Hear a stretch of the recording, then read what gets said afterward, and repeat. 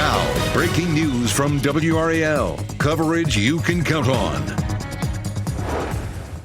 Police on scene. This is a live look as Durham officers investigate a reported shooting on Guest Road. What we're learning right now from the WRAL Breaking News Tracker.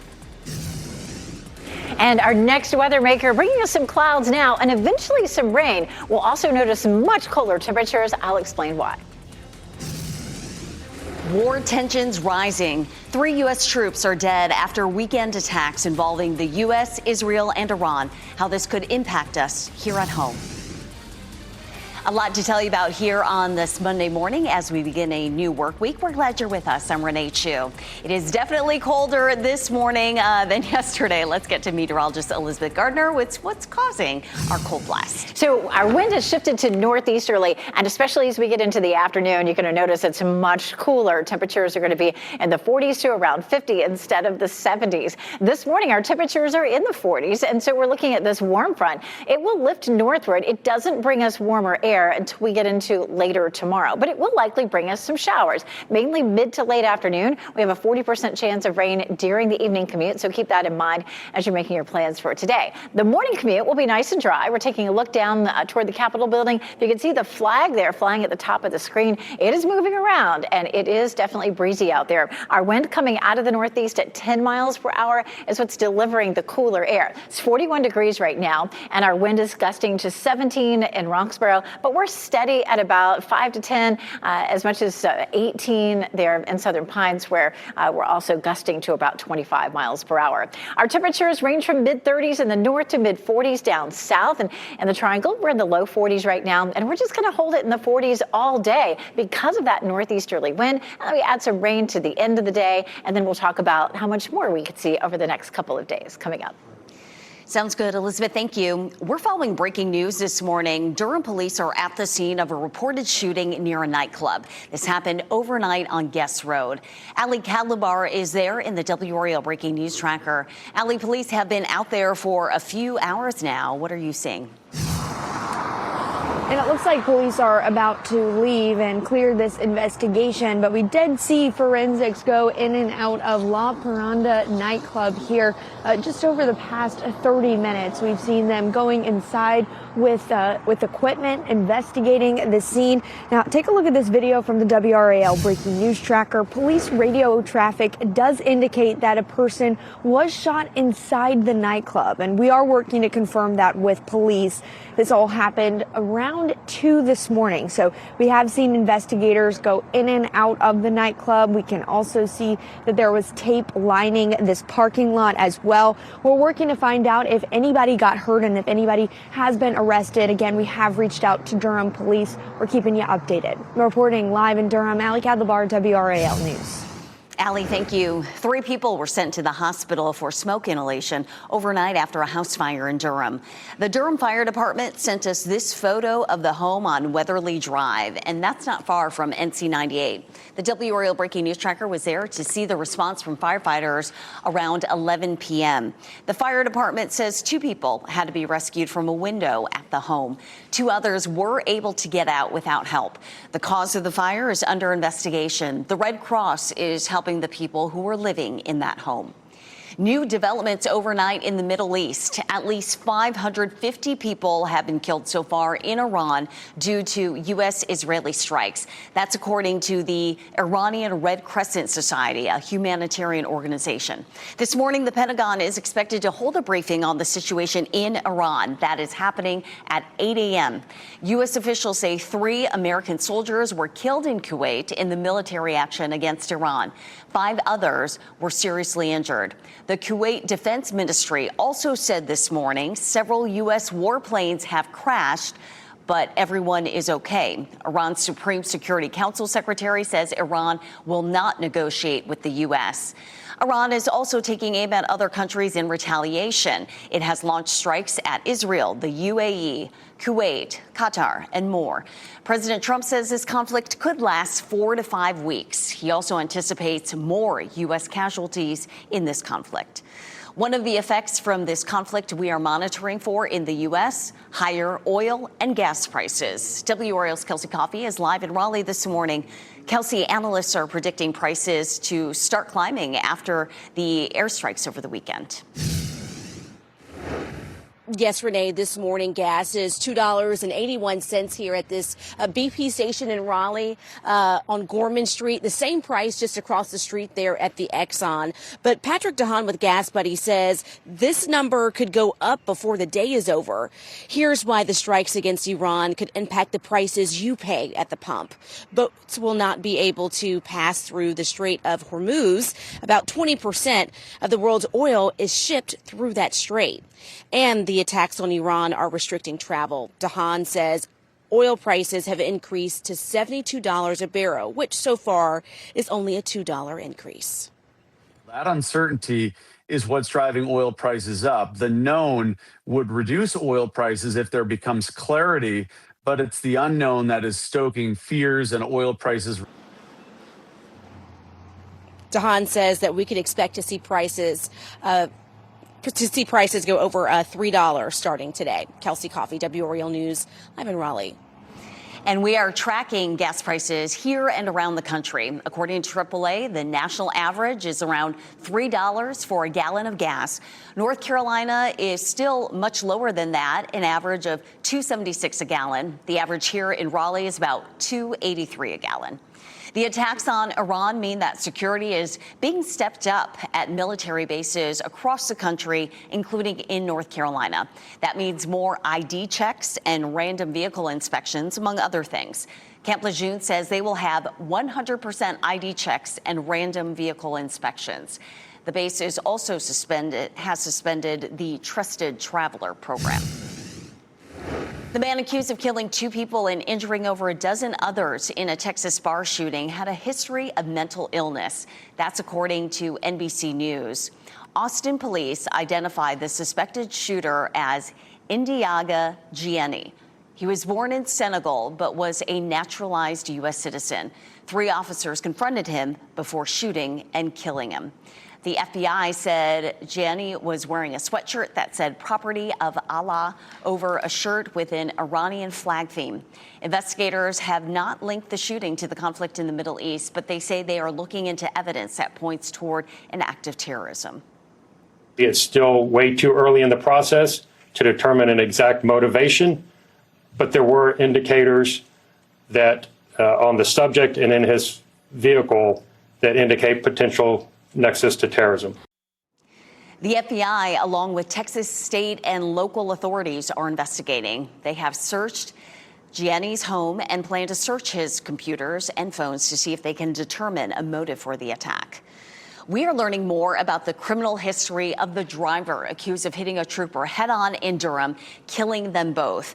This was a scene on the Durham Freeway early yesterday morning. Highway Patrol says Master Trooper Stephen J. Perry and a Kinston man, Melshawn Moore, were killed in the crash.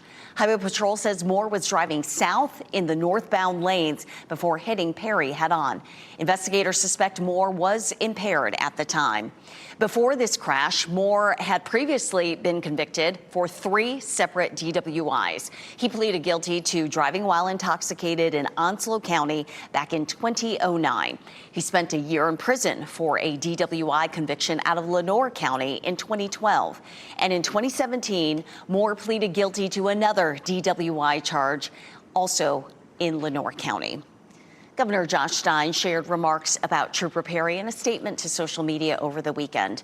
He said Master Trooper Stephen Perry dedicated his career to keeping people in Durham County safe. Please join me in keeping his loved ones and the law enforcement community in our thoughts and prayers. May his memory be a blessing. Perry, by the way, played football at North Carolina Central University, and the university also shared a statement. That statement says, in part, sending strength, comfort, and our sincere condolences to Trooper Perry's family and friends. Coming up in our next half hour, we will hear from Trooper Perry's brother about the legacy he left behind. A funeral is happening this week for a trooper who died in a crash last weekend. Highway Patrol says Master Trooper Stein Davis lost control of his patrol car on February 21st. The car overturned in a swampy area on NC 130 in Robeson County. His funeral will be in Lumberton on Wednesday.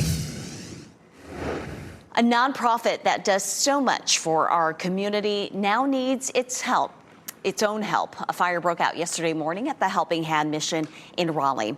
More than 50 firefighters worked to put the fire out. No one was hurt, but the building's office space was heavily damaged. That's where volunteers store donations and host community events. Yesterday, Saturday, we had a group that was bagging up toys and food in bags. They did about 100 bags. All them bags got burned up. And we're not going to let this stop us. We know God is able to help us out. The door below. Sylvia Wiggins says her plan is to rebuild. She is asking volunteers to help restore the building, replenish their donations, and take over some of the services they provide every week. That includes providing dozens of meals daily. You can donate to the Helping Hand mission through GoFundMe. We have a link and contact information on WRAL.com. 1 month later, Nancy Guthrie is still missing, and there's still no suspect. How the community in Arizona is rallying to keep hope alive. Travel impacts. Flights to the Middle East are being canceled or rerouted. What travelers can expect in the days ahead. This afternoon will be more than 30 degrees colder than yesterday as you look live at Lewisburg. Meteorologist Elizabeth Gardner will explain the unique pattern that is causing this and when temperatures could hit near record highs once again. From the WRAL Severe Weather Center, North Carolina's most experienced team of meteorologists. It's 4:44. Skies are cloudy this morning and our wind has shifted to northeasterly. So this afternoon is going to be a whole lot colder than it was yesterday. We're talking 40s versus 70s. So big drop in our temperatures. And gradually we're going to see some rain that's to the west working its way in. It's just a small chance, mostly going to be mid to late afternoon. And at that point, just a 40% chance, especially from the Triangle area northward. And we'll walk through Futurecast in just a few minutes. We take a look outside. It's breezy right now. We're seeing winds gusting in some places at about 15 to 25 miles per hour. And that wind is coming out of the northeast, and that's what's going to make it so chilly. Right now, it's 39 in Roanoke Rapids, 41 in Raleigh, Durham, Wilson, Goldsboro, and Rocky Mount. But our temperatures just aren't going to warm up much at all, even this afternoon. We're going to keep it in the mid-40s with that increasing chance of some scattered light rain. I'll let you know if any of it lingers into tomorrow coming up. A far cry from yesterday. Elizabeth, thank you. A woman accused of killing a man in Raleigh over the weekend is set to face a judge today. Police arrested 66-year-old Sandra Hunter yesterday on a murder charge. She is in jail without bond. Police found 72-year-old Arthur Upchurch dead in a car at an apartment complex near New Bern Avenue around 11 Saturday morning. We are working to learn more about how he died. We are also working to learn how he and Hunter may have known each other and what the motive might have been. A Raleigh man is expected to face a judge today after police say he stabbed and seriously hurt a man in Wake Forest.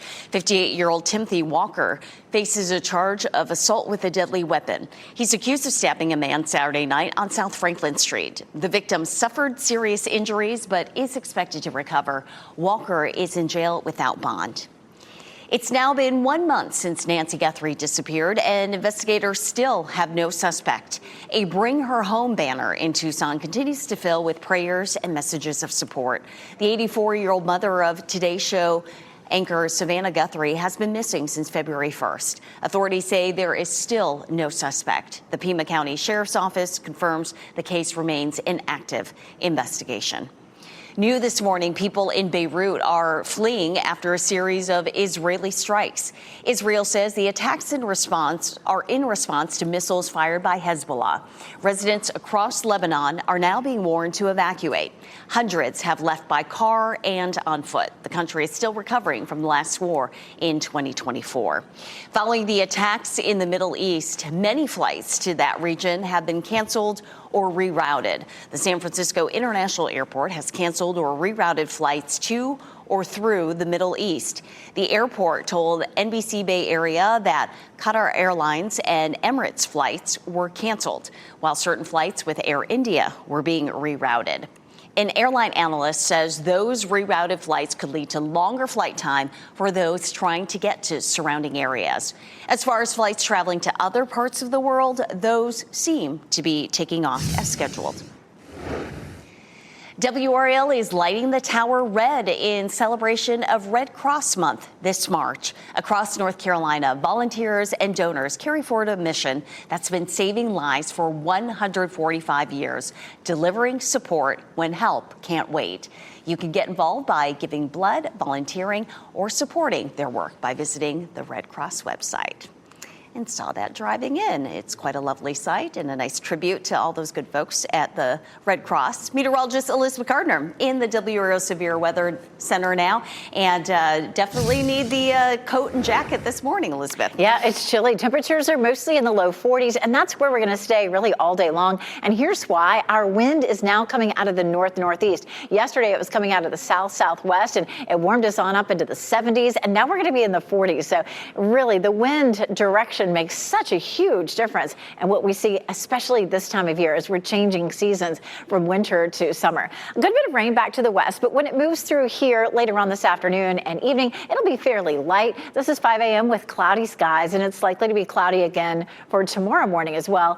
This afternoon, starting at around 2 o'clock, we start to see some rain right up near the Virginia line. If you're down, say, south of Raleigh, you're probably not going to see any of this rain, but just a little bit of light patchy rain from Raleigh northward, especially up around Roxborough and South Hill. This is tomorrow morning. We're still cloudy, but tomorrow looks pretty dry. It just doesn't look like, at least on that version of Futurecast, that we're going to see much rain at all for Tuesday. And we should start the warm up on Tuesday. It's breezy out there. You can see the flag flying there on the Capitol building as we look down Fayetteville Street. It is 41 degrees with a northeast wind at 10 miles per hour, so it does feel cooler than that. It feels like 30s in most places this morning with our wind chill, but it's 42 in Fuquay Arena, 41 in Garner, and 40 degrees up in Wake Forest. Around town, again, just not going to be much warmer than that this afternoon. 45 Raleigh, 43 Durham, 50 degrees in Fayetteville, with a chance of some light scattered showers closer to the evening commute.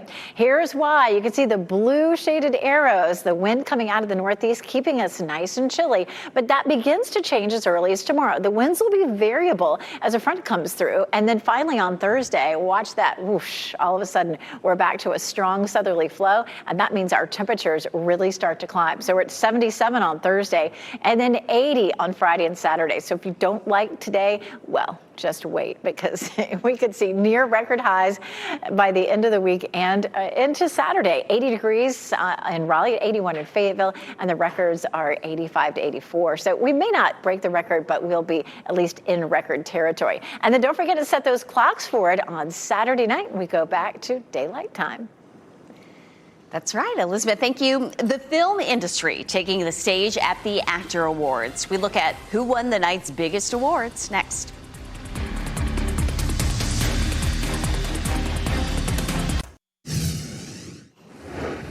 Michael Jordan had multiple three-peats during his NBA career, but we've never seen anything like this. Tyler Reddick won Sunday's NASCAR Cup Series race in Austin, Texas. He has now won each of the first three races of the season after he won in Daytona and Atlanta the past 2 weeks. He's the first driver in Cup Series history to achieve a three-peat to start a season. Jordan is co-owner of Reddick's team. The Screen Actors Guild's awards ceremony underwent a name change this year. It is now called the Actor Awards to emphasize it is the only industry honor given solely to actors by actors. David Daniel has highlights from last night's awards show. This year, the show got a little bit of a facelift. Like many people in this room can understand, we nipped the SAG. SAG-AFTRA's annual awards had a new name, but a familiar host in Kristen Bell and familiar gratitude for winners honored by their peers. I love being an actor. I love actors. Working with you, playing with you, and when necessary, marching alongside of you has been the greatest joy of my life. Honoree Noah Wiley returned to the stage with the cast of The Pit to accept the award for Best TV Drama Ensemble. Seth Rogen topped that, taking the podium 3 times as the studio won Best TV Comedy Ensemble, and he accepted individual honors for himself and the late Catherine O'Hara. She really showed that you can be a genius and be kind, and one of those things does not have to come at the expense of the other. Harrison Ford received a Life Achievement Award. Thank you to SAG-AFTRA for honoring me with this prize. This is very encouraging. I wasn't expecting this, but it does really mean a lot to me from my peers. Film honorees included Amy Madigan for Weapons. To work with my heart in my hand and stand beside my brilliant, daring friends who show me their heart. I mean, what a way to spend a life. Thank you. Jessie Buckley for Hamnet. This ride has been unbelievable, so thank you for welcoming me in and making me feel seen. And Michael B. Jordan, who retook the stage with his Sinners cast to accept Best Motion Picture Ensemble. From the bottom of our hearts to the bottom of your hearts, thank you so much. Thank you so much for everything. In Hollywood, I'm David Daniel. 4:57 on your Monday morning. Police on scene. This is a live look as Durham officers investigate a reported shooting on Guest Road. What we are learning right now from the WRAL Breaking News Tracker. Primary preview. Tomorrow is Election Day in North Carolina. We have a look at the key races that we are watching in our state. Spring housing forecast. We asked 20 real estate agents in our area what the spring housing market will look like in the Triangle and beyond. 5 Under Side breaks down the best times to buy and sell.